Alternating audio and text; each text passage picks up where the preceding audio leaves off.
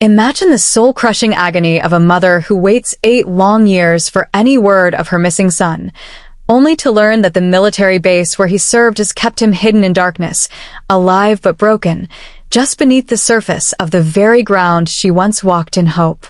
In New York's Hudson Valley, at Camp Buckner, a young Marine named Evan Dalton vanished during off-duty hours in 1993, and officials closed the case with cold efficiency, insisting it was no longer their responsibility. 8 years later, routine renovations uncovered a hidden air conditioning vent containing his secret journals, a cross pendant, and evidence that shattered every official explanation.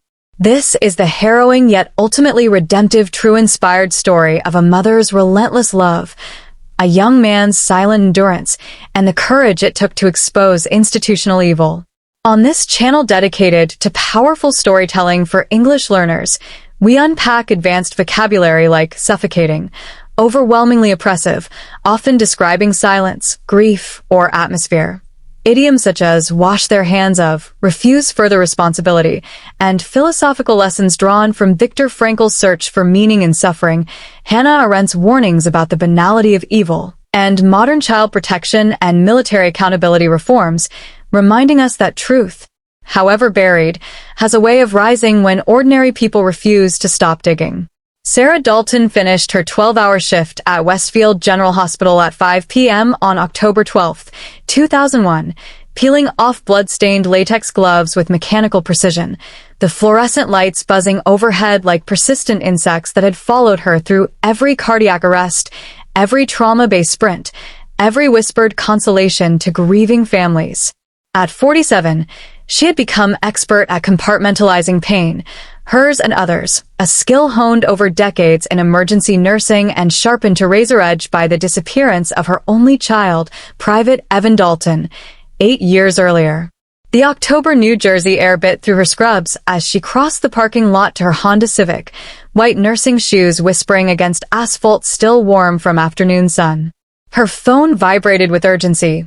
3 missed calls from Detective Luis Moreno, the same patient, methodical voice that had once promised answers and later delivered only shrugs from Marine Corps public affairs officers. Sarah's heart stuttered. Moreno never called repeatedly unless the news carried weight. She slid into the driver's seat, locked the doors out of old habit, and returned the call. "Mrs. Dalton," Moreno answered on the first ring, his tone careful, almost tender. "It's not an emergency, but we found something important at Camp Buckner. We need you there tonight."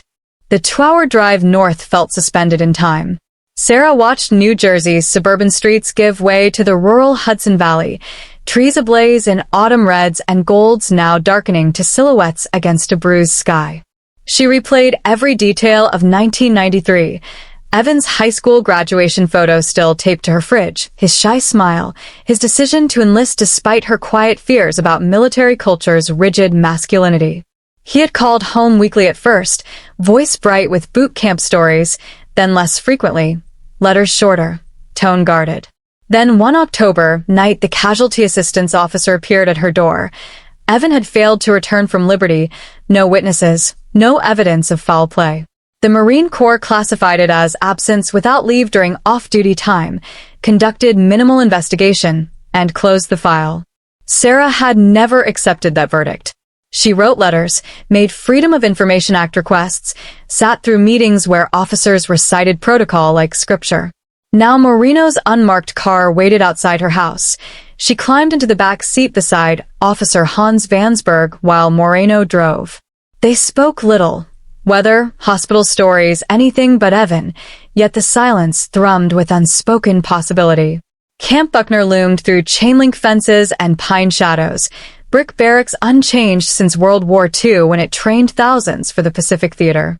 Corporal Avery James met them at the gate, saluted crisply, and led them to Barracks 12B. Renovation dust still hung in the air. Workers had removed the window-mounted air conditioning unit that morning, revealing a cavity stuffed with gay adult magazines, Evan's engraved pen, his silver cross pendant, the one Sarah had given him at confirmation, and a small notebook filled with his unmistakable handwriting. Sarah's knees buckled. She sat on what had been Evan's bunk, the mattress still taut with military corners. He hid them here, she whispered, tracing the familiar slant of his letters. He was afraid. Philosophical teaching surfaces from Viktor Frankl's Man's Search for Meaning, written after surviving Auschwitz. Suffering loses its power to destroy when it finds purpose. Evan had found purpose in protecting his secret identity, even if it meant isolation. Historical context. Don't ask, don't tell. Implemented 1993, repealed 2011, forced LGBTQ service members into secrecy, leading to documented cases of harassment, discharge, and suicide. Evan enlisted the year the policy began, entering a culture where openness could end a career or worse. Modern relevance for English learners. Past perfect tense. He had hidden the magazines for months before anyone noticed. Helps narrate backstory while exploring cause and effect in trauma stories. Idioms like wash their hands of, refuse responsibility. Explain the core's early dismissal. Vivid character moment. Sarah's fingers trembling as she opened the journal, reading aloud the first entry. They keep asking why I don't date. I tell them I'm waiting for the right girl. I'm not sure I believe my own lie anymore. Tears blurred ink. She closed the book, pressed it to her chest. What secrets have you carried in silence out of fear, and how might speaking them, even years later, begin to heal the parts of you that have been forced to hide?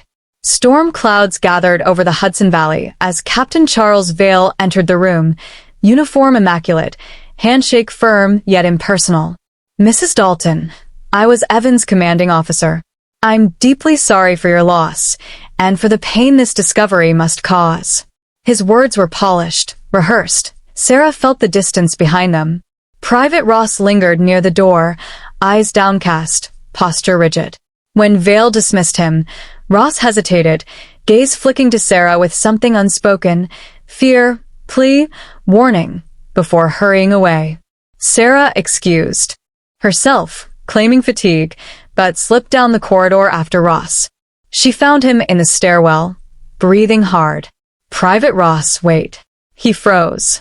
This morning in the captain's office, I heard noises.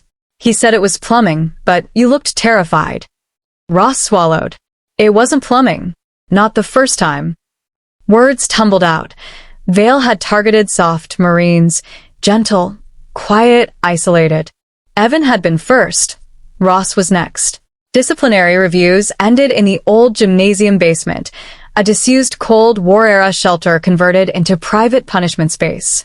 Evan kept a journal. Vale took it. I found it this morning, searched while he was distracted. Ross produced the olive drab notebook. Sarah's hands shook as she opened it. Evan's final entry, dated October 4th, 1993. Captain says he can help me accept myself.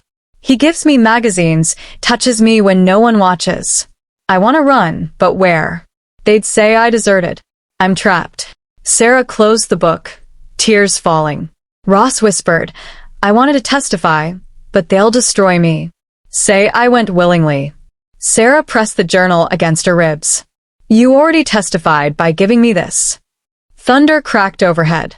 Sarah returned to her guest room, journal hidden beneath her pillow, mind racing. She remembered Evan's letters home growing shorter, mentions of the captain who understands me better than anyone. Had she missed signs? Philosophical wisdom from Hannah Arendt's Eichmann in Jerusalem, 1963. Evil often appears banal. Ordinary men committing atrocities through routine obedience, careerism, fear of consequences. Vale's calm professionalism masked predation. The Corps' hierarchy enabled silence. Historical parallel. The 1991 tailhook scandal exposed sexual misconduct at Navy/Marine aviator conventions, leading to reforms yet revealing systemic tolerance of abuse. Don't ask, don't tell compounded vulnerability for LGBTQ personnel. Modern relevance. Hashtag MeToo, 2017, present, and military hashtag MeToo movements have forced accountability. English learners practice reported speech. He said he could help me accept myself, while discussing power dynamics. Vivid emotional development. Sarah pacing her room, storm raging outside, realizing her son hadn't run away. He had been taken, erased, while the institution that should have protected him looked away. She texted Moreno the journal's existence, then lay awake listening to rain lash windows. What happens when the people entrusted with protection become the predators? And how does a single act of courage from someone who has everything to lose begin to dismantle the silence that shields them? Morning formation echoed across Camp Buckner as Sarah descended to the main hall, journal now in Moreno's hands. He and Vansberg had read it overnight. Their faces were grim. "We've called FBI and state police," Moreno whispered. "This goes beyond disappearance. It's abduction, abuse, possible murder conspiracy." Interviews began at 1,000 hours. Former roommates described Evan as quiet, weird, always writing letters to girls but never dating. One admitted finding the magazines, teasing him mercilessly. "We said he was in denial, that he really liked guys." Another mentioned Vale's private counseling sessions for problem Marines. Ross testified last, voice shaking. "After disciplinary review, the captain took me to the old gym. He hurt me. Said if I talked, I'd disappear like Dalton." Gasps rippled through the room. Vale sat stone-faced. Corporal James fidgeted. Moreno pressed. "Where's Private Dalton?" Vale smiled thinly. "I have no idea." Sarah watched from the back, fists clenched. When interviews ended, she slipped outside, drawn toward the old gymnasium by an instinct she couldn't name. The building stood apart, windows painted black, padlock rusted. She circled it, found a basement access door ajar. Bolt cutters had forced it earlier. Heart pounding, she descended concrete steps into damp darkness. Pipe stripped, stale air smelled of mildew and fear. At the end of a corridor stood a heavy steel door, slightly open. Sarah pushed it wider. Inside, concrete cells, bars rusted but intact. In one cell, Caleb Ross sat slumped, fresh bruises blooming across ribs. In the next, Evan. Gaunt, bearded, eyes hollow, yet alive. Sarah's knees buckled. "Evan." His head lifted slowly. Recognition flickered. "Mom." She rushed forward, hands through bars, touching his face. "You're alive. You're alive." Ross whispered. "They kept us for entertainment." Vale and James. Others watched, sometimes joined. Sarah's world narrowed to her son's trembling hand in hers. She dialed Moreno. Gymnasium basement. Cells. "They're here, both of them." Sirens converged within minutes. FBI breached the door. Vale and James were dragged out in cuffs. Evan and Ross were carried to waiting ambulances. Sarah rode with Evan, stroking his hair, murmuring apologies for every missed sign, every year she had known. At the regional medical center, doctors stabilized both men, malnutrition, old fractures, PTSD acute enough to require psychiatric hold. Sarah sat between their beds, one hand in Evan's, the other in Ross's. Philosophical teaching from Viktor Frankl again. Meaning can be found even in suffering when one chooses to love despite it. Sarah's love had never wavered. Ross's courage in retrieving the journal had given that love direction. Historical parallel. The 2004 Abu Ghraib scandal exposed U.S. military abuse of prisoners. Subsequent reforms strengthened whistleblower protections and oversight.